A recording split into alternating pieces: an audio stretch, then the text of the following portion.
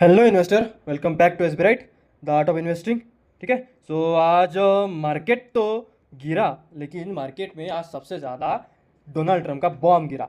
ठीक है। कल जैसे मैंने बताया था कि टैरिफ अब फार्मा पे नहीं लगेगा। ठीक है। लेकिन आज ऐसी न्यूज़ आ रही है कि फार्मा, सेमीकंडक्टर और मेटल पे टैरिफ इम्पोज किए जा सकते हैं, जिसकी वजह से आज निफ्टी 50 1.5% तक यहाँ पे टूटा है। ठीक है। 22,900 के लेवल्स को टच करके निफ्टी ने एक बाउंस बैक दिखाया है टिल द लेवल्स ऑफ 23,000 के। ठीक है। यहाँ पे आप एक बात कंफर्म कर सकते हैं कि जो भी मार्केट में गिरावट हुई है वो अनसर्टेनिटी की वजह से, क्योंकि मार्केट में कभी भी कोई भी न्यूज़ आ सकती है। डोनाल्ड ट्रंप कभी भी कोई भी बोल सकते हैं अपने भाषण में, क्योंकि उनका तो काम ही है अनसर्टेनिटी को मार्केट में लाना। ठीक है। इसकी वजह से फेड ने भी बोला है कि मार्केट में अगर इन्फ्लेशन अगर हिट होता है, रिसेशन अगर होता है, तो फेड का जो आउटलुक है वो रेट कट से मतलब थोड़ा बाहर आ सकता है, रेट कट नहीं होंगे। ये थी कुछ न्यूज़ जिसकी वजह से आज मार्केट गिरा है। तो आप यहाँ पे देख सकते हैं। यहाँ पे मार्केट में सबसे ज़्यादा इंपॉर्टेंट अभी लेवल बन चुका है, वो है 22,800। अगर ये टूटता है तो 22,400 की तैयारी हमें करनी चाहिए, लेकिन ये कब टूटेगा, क्या टूटेगा, उसको तो मार्केट देख लेगी।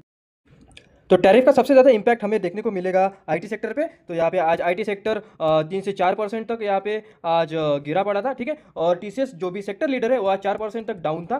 TCS is looking very very week on the charts, और यहाँ पे आप देख सकते हैं, यहाँ पे टीसीएस अभी भी इसके 200 day week exponential moving average के नीचे यहाँ पे ट्रेड कर रहा है। ठीक है। Which is very very negative and very very weak sign. ठीक है।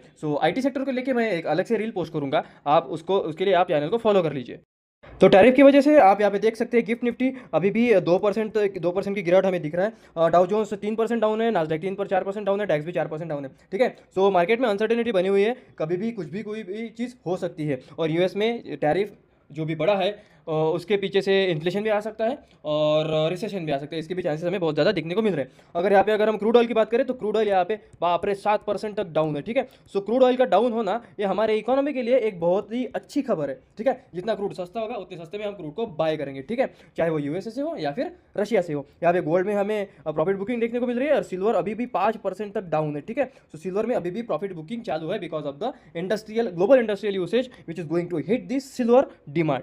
यहाँ पे आज एफआईआई और डीआईआई दोनों ने मिलकर यहाँ पे सेलिंग की है, और सेलिंग हुई है टोटल 5,200 करोड़ की यहाँ पे सेलिंग हुई है। बिकॉज फार्मा सेक्टर पे भी टैरिफ लगा है, आईटी सेक्टर पे भी टैरिफ लगा है, ऑटोमोबाइल एंसेलरीज पे भी टैरिफ लगा है। तीनों के तीनों जो भी थे एक सेफ बेट्स थे, और सबसे ज़्यादा म्यूचुअल फंड में इन्हीं की क्वांटिटी में, मतलब इन्हीं के जो भी सेक्टर्स थे, इन सेक्टर में म्यूचुअल फंड का सबसे ज़्यादा स्टेक था। ठीक है। आज म्यूचुअल फंड ने भी अपना प्रॉफिट बुक करके अपने घर पे ले गए। ठीक है। ये थी मार्केट की कंप्लीट एनालिसिस। कमेंट करके बताना कैसी लगी। अगर रील अगर अच्छी लगी हो तो फॉलो जरूर कर लेना। ठीक है। Thank you.